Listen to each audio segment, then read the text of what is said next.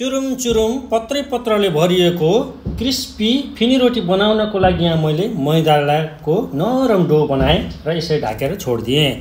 अर्कोतिर साँठो बनाउनको लागि एकदम मसिनो पिसेको चामलमा घिउ राखेर यसरी मैले साँठो पनि बनाएँ। साँठो बनाइसकेपछि मोलेको पिठोलाई र यसरी मजाले डो बनाएर यसरी रोलरको सहायताले मजाले फैलाएँ।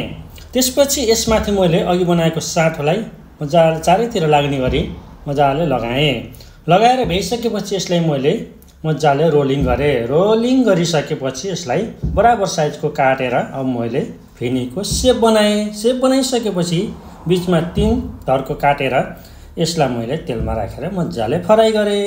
ल हेर्नुहोस्, हामीले बनाएको फिनी रोटी यस्तो मजाले पाकेर रेडी भयो।